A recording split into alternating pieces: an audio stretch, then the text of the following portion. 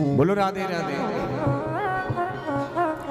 अष्टम स्कंद आता है। अष्टम स्कंद में भगवत स्वरूप मनवंतरों का निरूपण किया है। गजग्राहक की कथा आप सभी ने श्रवण की है, आप सब जानते हैं। हाथी का पैर पकड़ लिया था मगरमच्छ ने, तो उसके रोज जल में जाते थे स्नान करने हाथी का झुंड। लेकिन जब गज ने एक दिन पकड़ लिया, गज को ग्राह ने पकड़ लिया, तो पहले तो उसके जो हाथी के जो उनकी परिवार वाले थे सबने हाथी को बचाने की कोशिश की। जब न बचा सके, हाथी के साथ साथ जो है धंसते चले गए पानी के भीतर दलदल में। तो सोचने लगे परिवार वाले, इसके चक्कर में अब हमें भी मरना होगा। ध्यान से सुनना ये बात सब। परिवार तुम्हारी रक्षा कब तक करेगा ये सोच लेना। इस हाथी का भी अपना परिवार था, लेकिन जब मगरमच्छ ने जब जोर से पकड़ लिया तो परिवार ने पहले तो अपना पूरा बल लगाया, जितना बल लगा सकता वो सब लगाएगा, इसमें कोई संदेह नहीं। लेकिन जब उसका बल क्षीण हो जाए, समाप्त हो जाए, तब क्या करेगा? तब वहीं छोड़ देगा कि अब मरने दो। जैसे एक बार कोरोना आया था, याद होगा वो क्षण जब बॉडियां अस्पताल में पड़ी थी, तो साफ साफ कह देते थे कि भैया मेरे पिता हो माता हो पर अस्पताल में ही रहने दो, मरे रहने दो, घर मत लाना उनको। हुआ कि नहीं हुआ? तो यही परिवार एक दिन अपना रंग दिखा देता है। तो इसलिए ये जो सब चल रहा है सब स्वार्थ है, इसलिए साथ साथ में भजन भी करते रहो, अपना कल्याण आगे का रास्ता स्वयं बनाना है। प्रेम से बोलो राधे राधे। सारा परिवार हाथी को वहीं छोड़ करके गज को ग्राह के मुख पर, उस काल रूपी ग्राह के रूप छोड़ करके, मुख में छोड़ करके, उसको छोड़ करके अपने प्राण बचा करके चल दिए। अब हाथी को वैराग्य हो गया, सारा जीवन तो जो है खेल में लगा रहा, परिवार की रक्षा करते रहा, परिवार का भरण पोषण करता रहा, जीवन बिता दिया परिवार की रक्षा के लिए, अपने सारे शौक समाप्त कर दिए अपने बच्चों के लिए। लेकिन जब उसी के बच्चों ने उसका साथ नहीं दिया अंतकाल में, तो आज हाथी को क्या हो गया? वैराग्य हो गया। सुख में आन सब ही मिले, बैठत रहत चाहूं दिस घेरे, विपत पड़ी सब ही संग छाड़त, और को न आवत नेरे। हाथी को यह बात समझ में आ गई, पर लेकिन हमारे को यह बात अब तक समझ में नहीं आई। प्रेम से बोलो राधे राधे। देहाभिमानी आज हाथी जो है भगवान का स्मरण कर रहा है, अंततो गत्वा प्रार्थना कर रहा है भगवान से, महाराज गोविंद के चरण कमलों में ध्यान लगाया और बड़ी अद्भुत स्तुति गाई, ऐसी अद्भुत स्तुति कि भगवान का नाम ही नहीं लिया। अब आप जिसकी पूजा आप करते होगे तो उसका नाम बोलोगे, हे शिव जी मुझे बचा लो।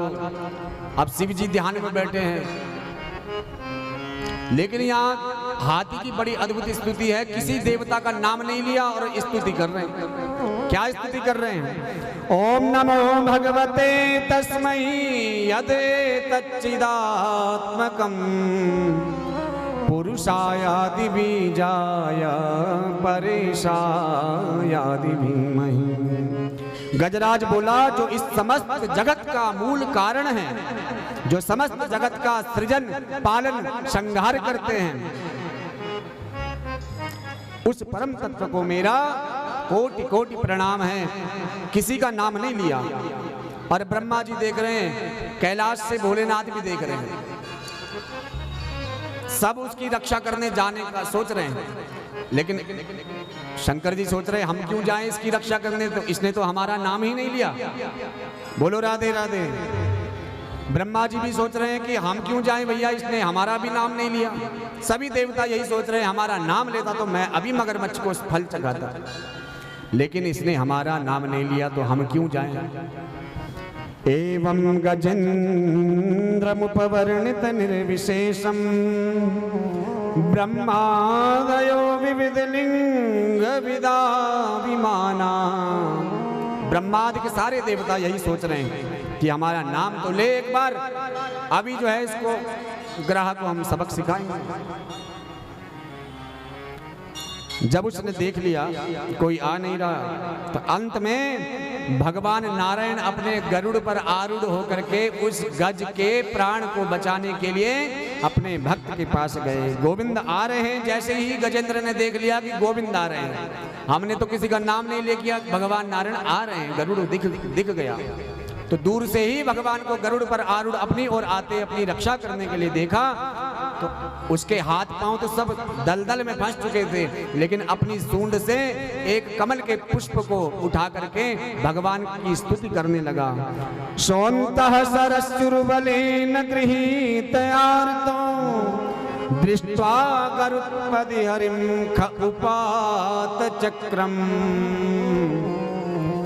उच्छिप्य साम्बुजकरं गिरमाह कृच्छ्रान् नारायण गुरो भगवन् नमस्ते।